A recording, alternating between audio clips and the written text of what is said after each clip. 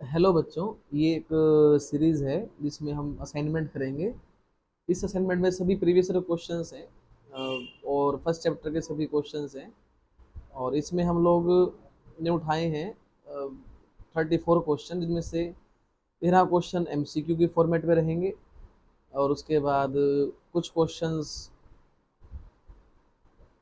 Short रहेंगे और फिर कुछ क्वेश्चन वो भी शॉर्ट हैं 3 मार्क्स के हिसाब से। देखते हैं, कुछ क्वेश्चन सोल्व करेंगे।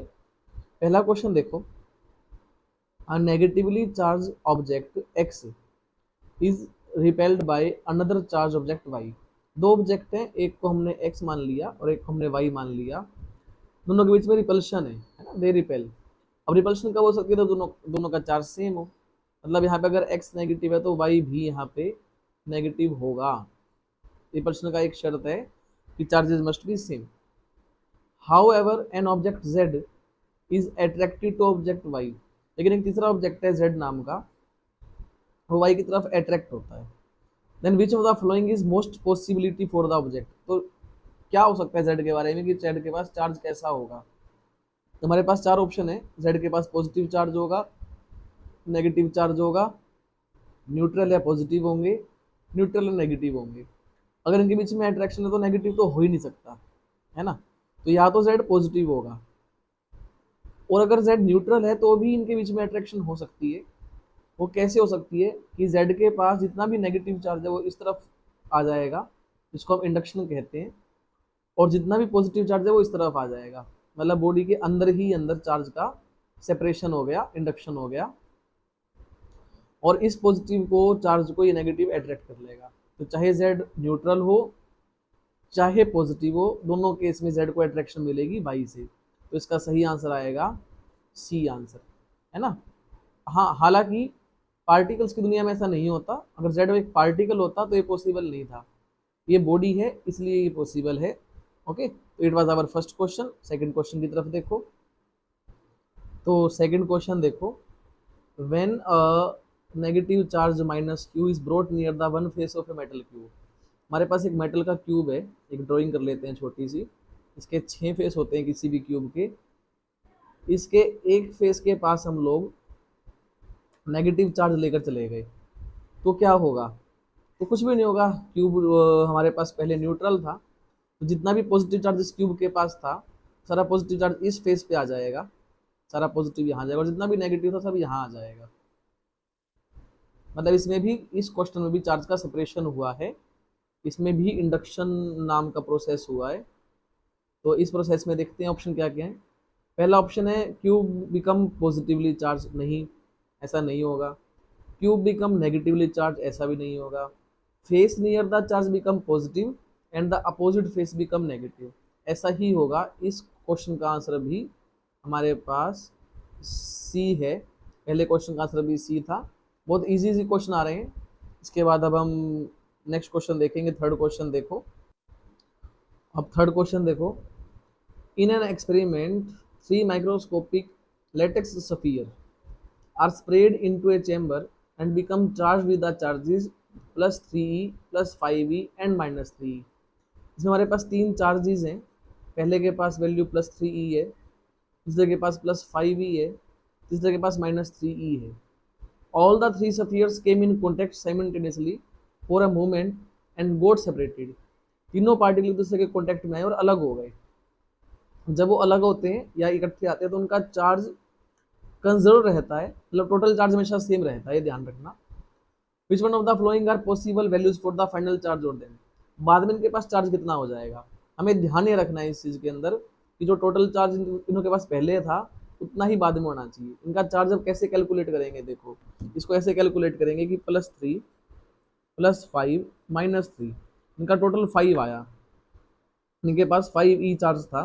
अब चार ऑप्शन में से जिसके पास +5 आ जाए टोटल, वो हमारा सही ऑप्शन होगा। पहले क्वेश्चन में जो हमारा वो आ रहा है सम, तीनों चार्ज का जो सम है 5 - 4 + 5, ये 6 आ रहा है, ये गलत आंसर आएगा। सेकंड में हमारे पास 6 + 6 - 7 आ रहा है, ये 5 है, यही हमारा सही ऑप्शन है। और चाहो तो सी और डी भी चेक कर सकते हो, बट नीड है नहीं। हमारा बी ऑप्शन हम ठीक मान के चलेंगे। तो इस क्वेश्चन का जो आंसर है दैट इज ऑप्शन बी। सी में चेक करेंगे तो वैसे तो देखेंगे तो 5 और 3 8 और -4 4 आया इसमें। इनका सम आएगा 12 में से 8 गया 4, ये भी +4 आ रहा है। तो बाकी सभी में आंसर अलग आया। और बी ऑप्शन जब हम चूज करेंगे तो इसका जो टोटल सम बनेगा वो 5b बनेगा। तो जब भी चार्जेस एक दूसरे के कॉन्टेक्ट में आते हैं, चार्ज बॉडीज, तो एक दूसरे को चार्ज देते हैं, वो ट्रांसफर कर सकते हैं, बट टोटल चार्ज हमेशा सेम रहता है। इस प्रोसेस को हम लोग क्वांटाइजेशन कहते हैं। और इजी क्वेश्चन है सभी। थर्ड क्वेश्चन देख सॉरी इसके बाद फोर्थ क्वेश्चन देखेंगे। तो फोर्थ क्वेश्चन देखो, इसमें an object has a charge of 1 coulomb, एक ऑब्जेक्ट के पास पहले ही चार्ज 1 कूलम का प्रेजेंट है, एंड गेन 5 × 10 की पावर 18 इलेक्ट्रॉन्स, इसने 5 × 10⁻18 इलेक्ट्रॉन्स को गेन कर लिया, मतलब कुछ इसने नेगेटिव चार्ज ले लिया। पहले इसके पास चार्ज पॉजिटिव था, इसने नेगेटिव चार्ज लिया। The net charge of the object become, अब उस पर टोटल चार्ज कितना हो जाएगा। तो ये ध्यान रखना, उसके पास पहले ही 1 कूलम चार्ज था, उसने एक चार्ज और लिया, कितना लिया जी उसने अब चार्ज, तो फॉर्मूला होता है Q = Ne। उसने लिए 5 × 10 की पावर 18 इलेक्ट्रॉन्स। एक इलेक्ट्रॉन के पास चार्ज होता है 1.6 10 की पावर -19। सोल्व करके आएगा इसे 0.8, पावर भी मैंने सोल्व कर दी साथ में कूलम। तो पहले इसके पास 1 कूलम चार्ज था, और यहाँ पे हम एक नेगेटिव सिंबल और लगाएंगे Q के साथ,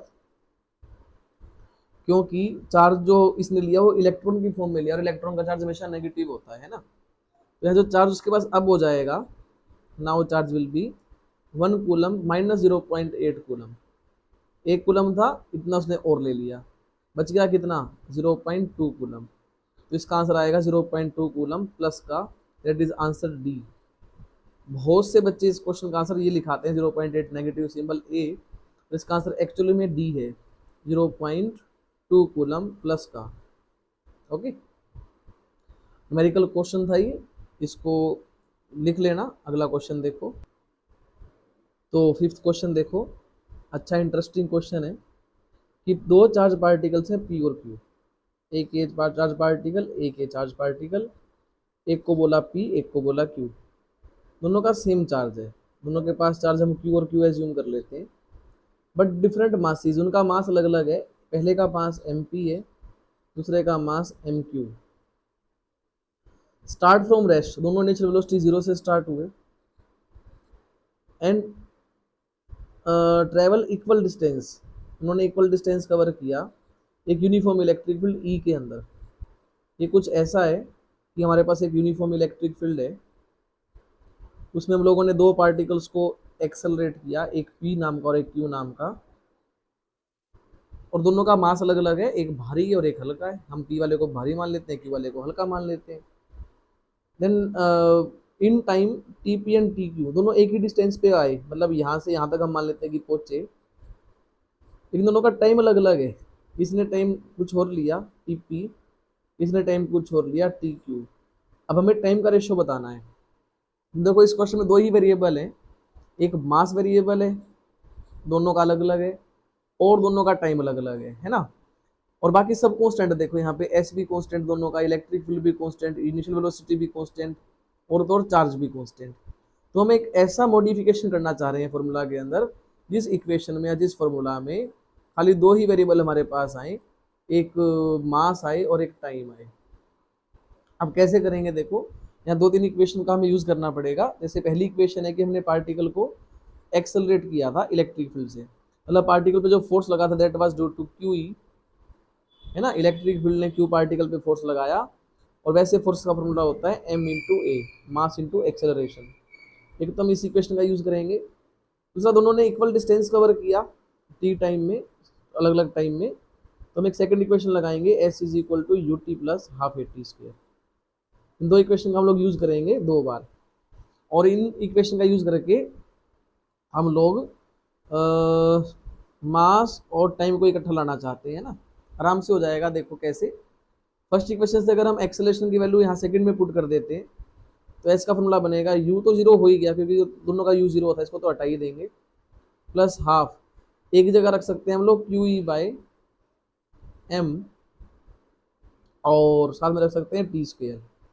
अब इस पूरी इक्वेशन में S = ½ QE/m के साथ में, और जो t² आ गया इस इक्वेशन में एस भी कांस्टेंट है, चार्ज भी कांस्टेंट है, इलेक्ट्रिक फील्ड भी कांस्टेंट है। तो मास जो आएगा वो टाइम के प्रोपोर्शनल आएगा, सॉरी टाइम स्केयर के प्रोपोर्शनल आएगा। तो हम यहाँ पे बोल सकते हैं कि जो टाइम है और मास एक दूसरे के प्रोपोर्शनल है ना। तो यहाँ से हमको निकालना है T P by T Q का रेशो। यहाँ से लिखेंगे T P by T Q के स्केयर का ratio will be equal to M P by M Q. और हमें क्योंकि स्केयर नहीं चाहिए तो आंसर क्या आएगा फाइनल हमारे पास, T P by T Q equal to M P by M Q. Option हमारे पास जो ये है यहाँ पे, ये सी ऑप्शन बन रहा है। तो इस क्वेश्चन का आंसर आएगा बच्चे सी। तो here the accurate answer is actually see. Okay, बहुत अच्छा क्वेश्चन था। अगला क्वेश्चन देखो। तो इस क्वेश्चन में देखो सिक्स्थ में, the magnitude of electric field due to a point charge object at a distance of 4 metre is 9 newton per coulomb. हमारे पास एक पॉइंट चार्ज है इसमें, और उसके पास इलेक्ट्रिक फील्ड है उस क्यू की वजह से, that is 9 newton per coulomb. कितने डिस्टेंस पे, वो 4 मीटर के डिस्टेंस पे है। तो उसका इलेक्ट्रिक फील्ड कितना हो जाएगा, 16 न्यूटन पर कूलम कब हो जाएगा, when it will B 16 newton per coulomb at what distance. तो इसके लिए हम जो इक्वेशन लगाएंगे वो ये लिख सकते हैं कि इस क्वेश्चन में इलेक्ट्रिक फील्ड का वेरिएशन दिखाना है डिस्टेंस के साथ। तो हम यहाँ कह सकते हैं कि electric field is directly inversely proportional to 1 by r square due to point charge. Point charge के केस में इलेक्ट्रिक फील्ड आर स्क्वायर के उल्टा डिपेंड करेगा। मतलब यहाँ पे E1 और E2 का रेशियो जो रहेगा that will B R2 by R1 का स्क्वायर का रेशियो।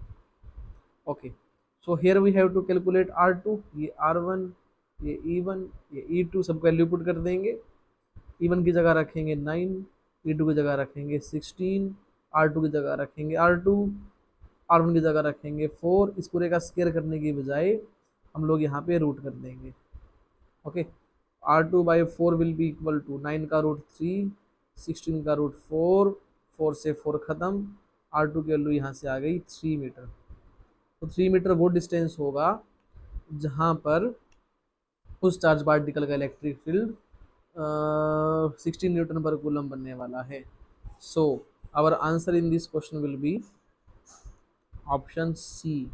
बहुत से क्वेश्चन का आंसर सी आ रहा है इसमें, चलो कोई बात नहीं।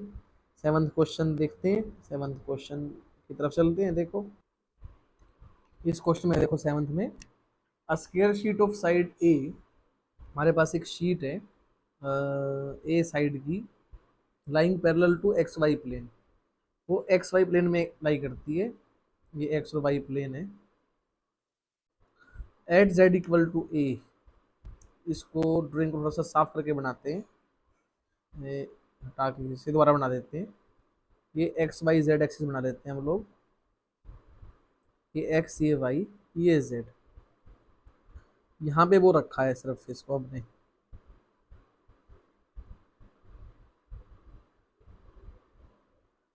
ये प्लेन सरफेस रख दी हम लोगों ने ऐसे। ओके, ड्राइंग बहुत अच्छी बनी नहीं तो दोबारा बना देते हैं। इसमें ऐसे करके सरफेस रखी गई है,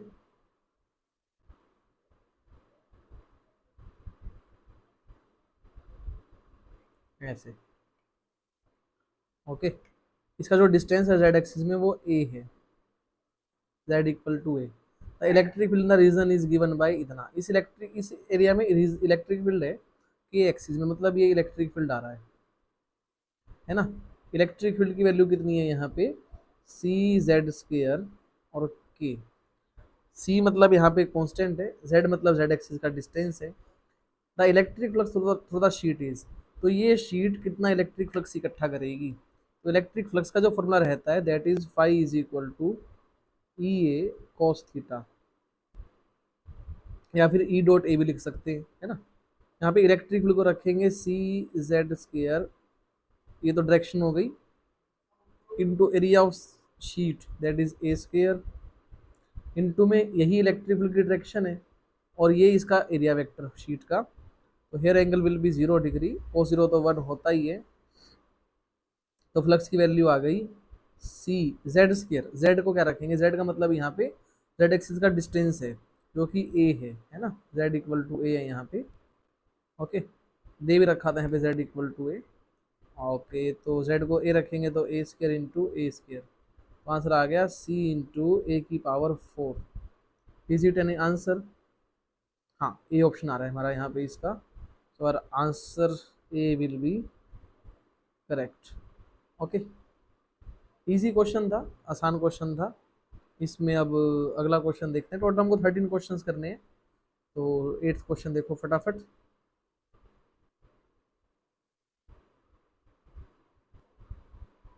इस क्वेश्चन में 8th में, a point charge situated at a distance R from a short electric dipole on its axis.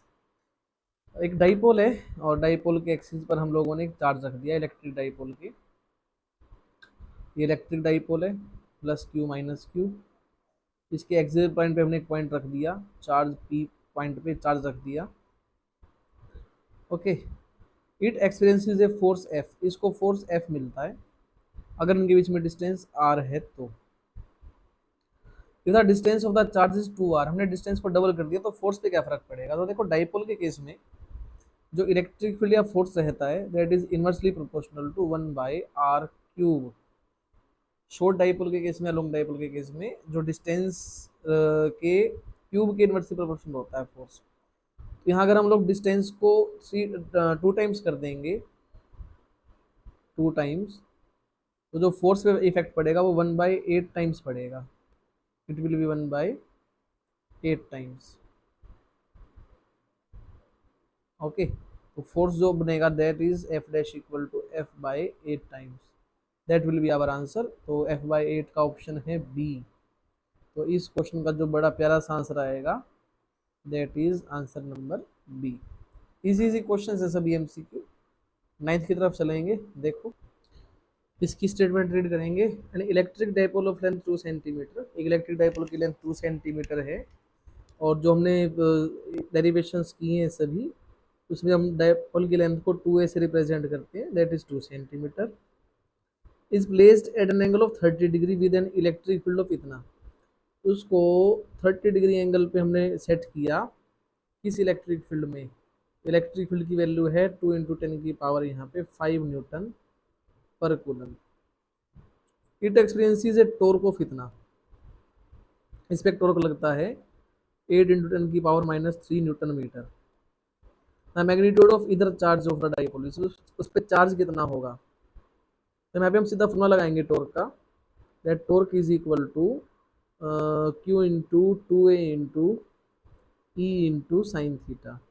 That is the equation of torque. Actually सब वैल्यू पुट करेंगे, टॉर्क की जगह रखेंगे 8 × 10 की पावर -3। चार्ज हमें निकालना ही है, 2a को रखेंगे 2 सेंटीमीटर, सेंटीमीटर को बदलेंगे मीटर में। इलेक्ट्रिक फील्ड को रखेंगे इतना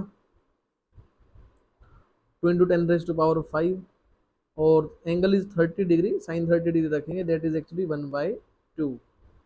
यहाँ से 2 से 2 तो कैंसिल हो ही जाएगा और यहाँ से 2 से 8 कैंसिल होगा, 4 बचेगा।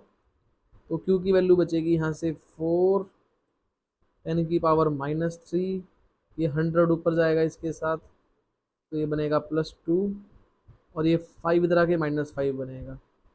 तो Q की वैल्यू बनेगी यहाँ से 4 × 10 की पावर 5 और 3 8 और +2 -6 विल बी आवर आंसर। देखते हैं कोई क्वेश्चन में है क्या। 4 × 10 की पावर -6 को माइक्रो ही कहते हैं, तो 4 आगे आ ही गया हमारे पास। So it's answer is A, option A is correct, है ना। बहुत आसान आसान इसके न्यूमेरिकल बन रहे हैं। और ये 9th क्वेश्चन था, फटाफट से 10th question is about theory और इसमें कोई न्यूमेरिकल तो है ही नहीं। 10th क्वेश्चन की स्टेटमेंट है, electric dipole placed in non uniform electric field can experience. अगर हम एक डाइपोल को नॉन यूनिफॉर्म इलेक्ट्रिक फील्ड रखते हैं तो उसके साथ क्या होगा। तो पहला ऑप्शन है फोर्स लगेगा पर टॉर्क नहीं लगेगा, दूसरा ऑप्शन है टॉर्क लगेगा पर फोर्स नहीं लगेगा, तीसरा ऑप्शन है दोनों लगेंगे, टॉर्क भी फोर्स भी, और चौथा ऑप्शन है कुछ भी नहीं लगेगा। तो इसका आंसर सही सी आएगा कि उसके ऊपर फोर्स भी लगेगा और टॉर्क भी लगेगा। इट्स आंसर इज सी, क्योंकि जो अनइक्वल फोर्स होगा या फिर अनइक्वल इलेक्ट्रिक फील्ड होगा उसमें जो पार्ट ज़्यादा होगा, मान लो एक इलेक्ट्रिक फील्ड इधर 100 है, इधर 150 है, तो 100 के पेड़ से तो वो घूमेगा, 100 यहाँ का 100 यहाँ का, जो 50 बच जाएगा एक इलेक्ट्रिक फील्ड का पार्ट, वो पार्ट उस डाइपोल को मूव करवाने के काम आएगा, मतलब वो डाइपोल आगे भी चलेगा और घूमेगा भी, तो दोनों काम होंगे। तो इसमें आगे चलते हैं 11th क्वेश्चन की ओर। देखो 11th क्वेश्चन भी इसमें थ्योरी का ही है। If the net electric flux through a close surface is zero, अगर किसी क्लोज सरफेस में अगर हम फ्लक्स निकालते हैं वो जीरो आ जाता है, तो इससे क्या मालूम पड़ता है? देखो फ्लक्स का जो फॉर्मूला होता है क्लोज सरफेस में, that is F is equal to Q by epsilon naught. तो अगर फ्लक्स जीरो है इसका एक मतलब तो पक्का है कि चार्ज उसमें टोटल जीरो होगा ही होगा, है ना। तो पहला ऑप्शन है no net charge is enclosed by surface, इसमें कोई चार्ज है ही नहीं। ऐसा हो सकता है। Uniform electric field exist with in the surface, अंदर इलेक्ट्रिक फील्ड है, भाई इलेक्ट्रिक फील्ड है तो फ्लक्स भी होगा ही होगा, क्योंकि इलेक्ट्रिक फील्ड से फ्लक्स का रिलेशन होता है, phi is equal to E A cos theta. Electric field है और फ्लक्स नहीं है, तो ये ऑप्शन तो गलत हो गया, सेकंड तो हो ही नहीं सकता। थर्ड में electric potential varies from point two point inside the surface, potential very करता है, अगर पोटेंशियल वेरी कर रहा है तो वहाँ पे चार्ज है, हालांकि इसके बारे में हम सेकंड चैप्टर में पढ़ेंगे, ये भी ऑप्शन गलत है। और डी है charge is present inside the surface, अंदर चार्ज प्रेजेंट है और चार्ज प्रेजेंट है तो फ्लक्स होगा ही होगा, तो ये ऑप्शन भी गलत हो जाएगा। तो खाली एक ही ऑप्शन बचता है कि अगर फ्लक्स नहीं है इसका मतलब अंदर कोई भी चार्ज, टोटल चार्ज नहीं है। ऐसा हो सकता है कि प्लस भी और माइनस भी हो, दोनों इक्वल हो, तो भी फ्लक्स जीरो हो सकता है। तो इसका हम आंसर ए लिखेंगे कि चाहे अंदर चार्ज हो पर नेट चार्ज नहीं है वहाँ पे, तो इस क्वेश्चन का आंसर ए रहेगा। These are both theoretical questions, 10th भी थ्योरेटिकल क्वेश्चन था, 11th भी थ्योरेटिकल क्वेश्चन था। दो क्वेश्चन हमारे रह गए इसमें, उनको फटाफट से करते हैं। देखो इस 12th क्वेश्चन को देखो, ये भी थ्योरेटिकल क्वेश्चन है। The electric flux through a Gaussian surface depend upon, किसी सरफेस में, गॉसियन सरफेस में फ्लक्स कितना इकट्ठा होगा वो किस पे डिपेंड करेगा? तो अभी हम पढ़ चुके हैं, फॉर्मूला होता है इसका क्यू बाई एप्सिलॉन नॉट। तो दो ही चीज़ों पे डिपेंड करेगा, चार्ज पे और एप्सिलॉन नॉट पे। तो पहला ऑप्शन है net charge enclosed and permittivity of the medium, यही ऑप्शन करेक्ट है, बाकी एक बार हम पढ़ लेते हैं सभी। Net charge enclosed, permittivity of the medium and size of Gaussian surface, तो साइज पे डिपेंड नहीं करता, यहाँ पे कोई भी साइज का टर्म नहीं है। Net charge enclosed only and permittivity medium of the medium only, no. हमारा इस क्वेश्चन का आंसर भी ए ही आएगा। So we are doing very well. Last question इस सेट का 13th क्वेश्चन, उसके बाद हम शॉर्ट क्वेश्चन की तरफ चलेंगे। इसको देखो फटाफट, ये 13 क्वेश्चन देखो, बड़ा अच्छा क्वेश्चन है। The magnitude of electric field due to a point charge 2q at a distance r is e, हमारे पास एक पॉइंट चार्ज है 2q वैल्यू का, जिसके वजह से इलेक्ट्रिक फील्ड E है डिस्टेंस r पर। हम जानते हैं पॉइंट चार्ज का इलेक्ट्रिक फील्ड का फॉर्मूला क्या होता है। Due to a point charge electric field का फॉर्मूला होता है जी k into q by r square. यहाँ पे हम चार्ज को 2q लेंगे क्योंकि 2q गिवन है, okay, it is 2q। Then the magnitude of electric field due to a uniform charge thin spherical shell, हमारे पास ये तो पॉइंट चार्ज था, हमारे पास है जी थिन शेल, उसके पास भी चार्ज है जी, कितना चार्ज है उसके पास, radius r and charge q, उसके पास q चार्ज है, और उसके डिस्टेंस पे निकाल के दिखाओ, r डिस्टेंस, r/2 डिस्टेंस बताओ इलेक्ट्रिक फील्ड कितना होगा। ये पॉइंट चार्ज था इससे, और दूसरे में स्फेरिकल शेल है, इससे बहुत दूर एक पॉइंट लिया, मतलब इसके आउटसाइड एक पॉइंट ले लिया। और जब भी हम किसी थिन शेल के आउटसाइड कोई पॉइंट लेते हैं ना, तो थिन इस पे जो भी चार्ज होता है थिन शेल के ऊपर, वो ऐसा ही बिहेव करता है जैसे इसके पास एक पॉइंट चार्ज सेंटर पे रखा गया हो, मतलब थिन शेल के बाहर थिन शेल एक पॉइंट चार्ज ऐसा बिहेव करता है, तो उसका जो फॉर्मूला लगेगा इलेक्ट्रिक फील्ड का बिल्कुल सेम लगेगा जैसे ऊपर हमने लगाया है। Electric field due to thin sheet will be, thin shell will be k into q by में r/2 का स्क्वायर। ये सेकंड हम मान लेते हैं, सेकंड इलेक्ट्रिक फील्ड, इसको हम फर्स्ट इलेक्ट्रिक फील्ड मान लेते हैं, ओके। अब इसका E2 के वैल्यू निकालनी, कितना हो जाएगा इसका इलेक्ट्रिक फील्ड E के रेशियो में, तो E2 का वैल्यू बनेगी यहाँ से k into q by r by two का स्केयर बनेगा आर स्केयर और बाई टू का square, that will be 4। Okay, ऊपर हम जब देखेंगे इस वैल्यू और इस वैल्यू को, तो इसका अगर हम ऊपर वाली वैल्यू का 2 हटा देंगे तो 2 नीचे ला सकते हैं। इसके साथ हम मतलब फर्स्ट इक्वेशन से जब उठाएंगे के क्यू बाई आर स्केयर के, that will be even by 2, it will be even by 2। में 4 है तो 2 से 4 कटेगा और आंसर आ जाएगा हमारा यहाँ पे E2 will be equal to 2 times of E1। मैंने यहाँ पे E1 बोला है पर बुक वालों ने या फिर नोट्स वालों ने इसे E ही बोला है, और आंसर आएगा 2E, that is option number C. In this case our correct answer is C. Electric field due to thin sheet will be 2 times of electric field due to point charge. Okay, so that was the answer. हमारे 13 question खत्म हुए। इस video को complete करो, इसके बाद हम लोग फिर आगे चलेंगे, that we will do 14 to 25 questions. Okay, have a nice day.